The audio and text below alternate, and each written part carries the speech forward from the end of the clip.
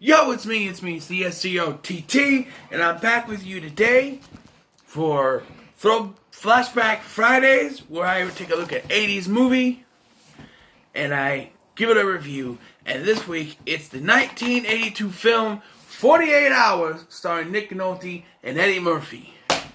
Well, there's a new sheriff in town, and his name is Reggie Hammond. Yeah, this movie was good. Movie was damn good. I really enjoyed it. I've seen it before. I bought this pack a while back. It's a 2-pack, and I watched them almost right away. And I'm a big Eddie Murphy fan. Yeah, so this was Eddie Murphy's big breakout film. He was on Saturday Night Live before this, and this was his first movie.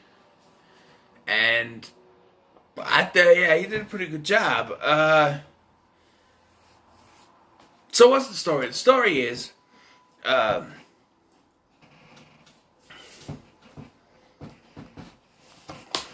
when two cops are gunned down by an escaped convict and his partner,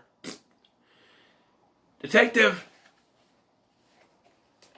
Jack Cates is forced to work with another former partner who is currently a convict. And he has 48 hours to track down this escaped convict and figure out what he's doing and take him down. First and foremost, performances of Nick Nolte. This is when Nick Nolte actually cared about a performance. And and Eddie Murphy are great in this film. What I didn't expect is that Sonny Landham, who was in Predator, and James Remar, who has been in countless other things like Too Fast, Too Furious, and Mortal Kombat Annihilation, I said about that better, but was in this film as well. I saw him, I'm like, wait, he's very, very young, he's scruffy beard in this. And of course, Brian James, who was in another movie I reviewed, The Horror Show, or House 3, The Horror Show. He plays Ben Kehoe. And no spoilers for the sequel, so he's big in the sequel. He has a small part here, but he's bigger in the sequel, to say that, if I remember correctly. So they're on the trail of Gans, I forgot his first name, and Billy Bear, which is Landham's character. And just said it, Remar's character is Gans. He plays Gans. There's Billy Bear, and they're on the, he's on the. So, it all starts when Jack and a couple other cops, they show up at a hotel looking for someone named Paulson. However, that's just a cover name, one against his cover names, and the cops are shot, and Jack is too late to get there, and they steal his gun. Now, because of this, he's out for revenge, and he's going to go to any lengths he can to get revenge on what, on his fellow comrades, for dying, for being killed.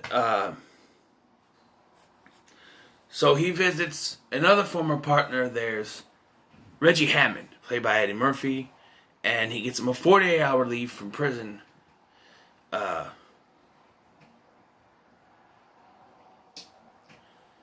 I like is when he goes to pick him up, and Akon parodied this in his video for Smack That, but he goes to pick him up and he's singing Roxanne by the Police.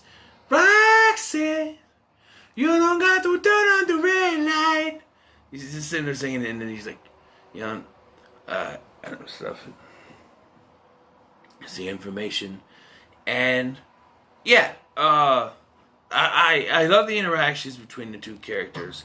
And even some of the special effects they have, which is not much. There's explosions, of course. And it turns out this whole thing is because of some money that Reggie stole and put in some car and has been set in a car park for 3 years.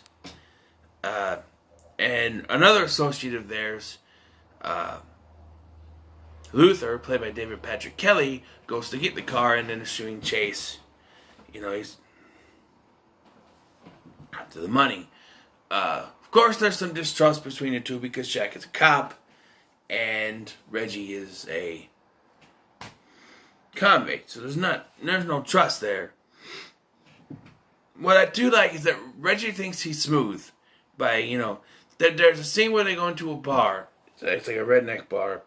And Reggie pretends to be the cop.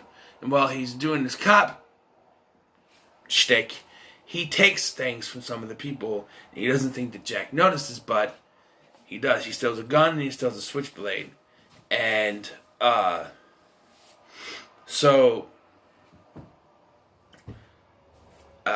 So later, there's a scene at the end where he lights Jack's cigarette for him and he puts it in the plug and he goes, "Man, you ain't gonna ever tell when I steal things, man. You never know." And Jack's like, "I'll take my lighter back." "Hey, you good? You good?"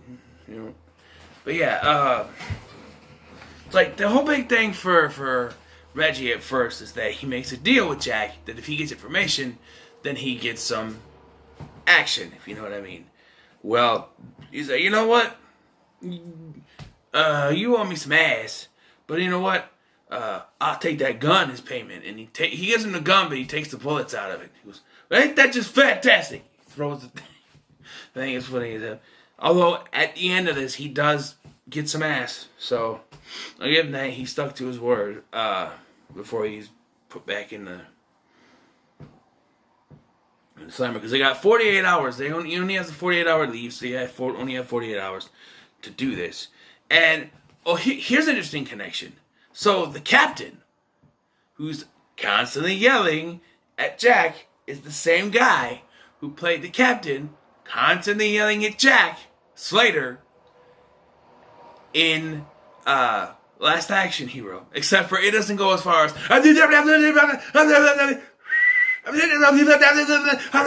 you understand what you're saying? But it's the same guy. Mustache, little poofy afro thing. It's the same guy. As soon as he come out and start yelling, I'm like, wait a minute, that's the same guy from Last Action Hero. And I get that's probably supposed to be a parody in that movie. Which is one of the reasons why I like that movie, because it parodies the action buddy cop genre. I guess they declared that this movie is the first buddy cop film. I guess there was one more before this, but as officially, it's the first buddy cop film. But yeah, this movie's not bad, actually. I really enjoyed it. Eddie Murphy's performance is great. Nick Nolte is good. Director by Walter Hill. And yeah, just go watch this movie. It's a great movie. I really enjoyed it. Just the back and forth between them. Annette O'Toole is in this too, which I didn't know. She was in Stephen King's It, and she was the mom on Smallville, and she was in Superman 3. Sorry, every time I think of Superman 3, I have to puke. But she was in that movie.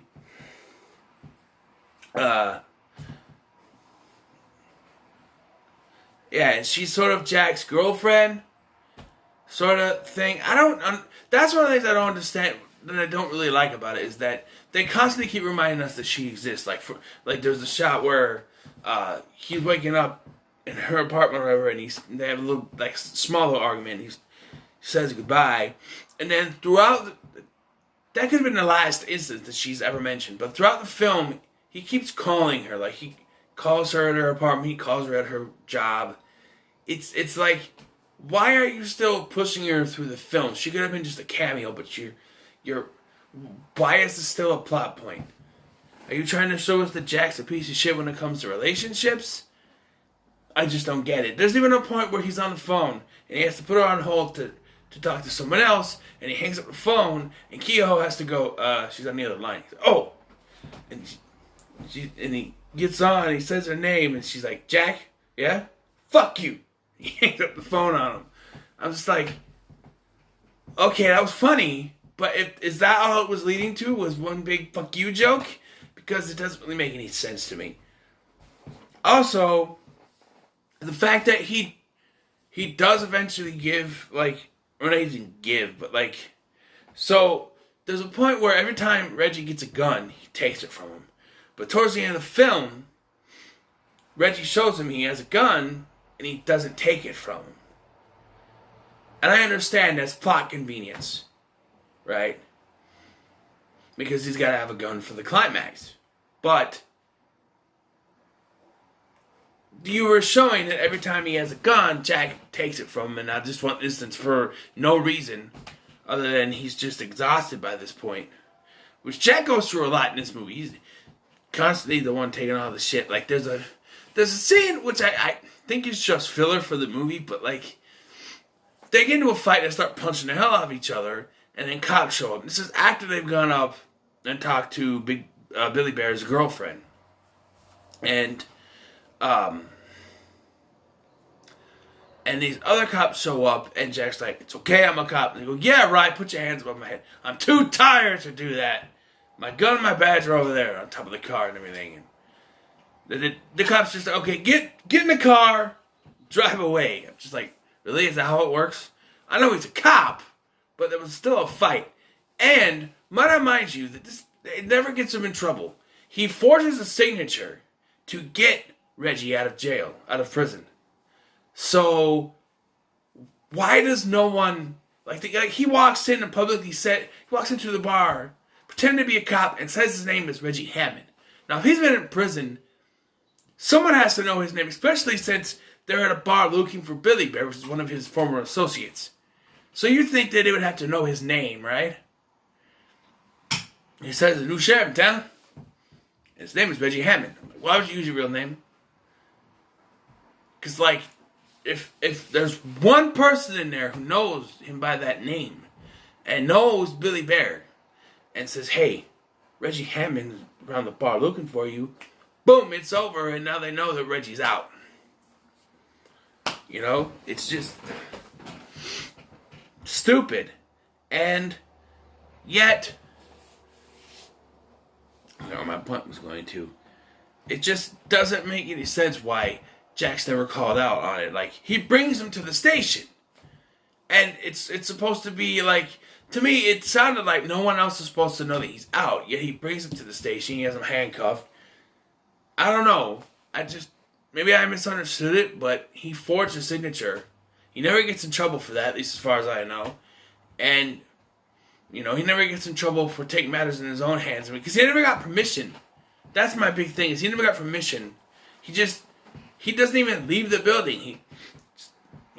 Reggie says, "Hey, you take me out of here and I'll help you." And he goes, he talks to the guy, he forges a signature. He never got any permission to do this. Yet he never takes any flack for it. Maybe he does. I don't know. The guy yells at him a lot. I don't necessarily know why. Because when he starts yelling, it's kind of hard to figure out what he's talking about. But yeah, this movie is actually pretty good. That's my only flaw, is that doesn't really come back to bite him in the ass. Although you might be sitting there saying, "Why is that a bad thing?" Well, you know, this is supposed to be like a real world cop movie. And, you know, because I think they do that. They allow 48-hour releases for convicts to help cops. Maybe not in this manner, but I think that's a thing. And yet, he never gets in trouble for doing it. This is as far as I paid attention. If I missed it, let me know in the comments below, and I'll be like, okay, I get that. But yeah, I just don't. But yeah, I'm gonna give it a 9, because I really enjoy this movie. It's really good. One of the best 80s movies there is. You think of 80s movies, you think like Breakfast Club, Top Gun, 48 Hours. Also, little story here. So originally, you know, I was gonna do this today. Another 48 hours next week, right? So something happened last night that made me freak out. Is that I couldn't find this. Because I was going to set it out and get ready to watch for today. I was going to set it out in the living room. Couldn't find this anywhere. I had taken this, and what did I do for the 90s one? God, I'm stupid.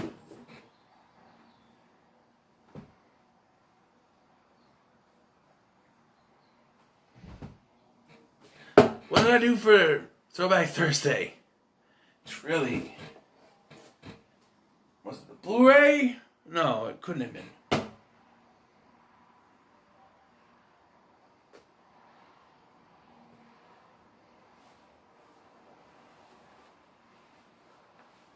Encino Man. That's right, Encino Man. I pulled them both out, and I'm sitting next to each other.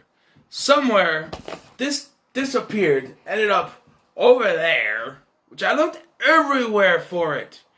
Everywhere. It wasn't the last night when I went to bed that I found it. Because I'm like, okay, if I can't find it, I can't do it. And I was going to do another Eddie Murphy movie, Beverly Hills Cop.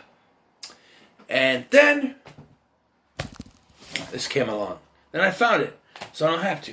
And then next week I was going to do, for Thursday, 48 hours. But you know what? Another 48 hours. But you know what?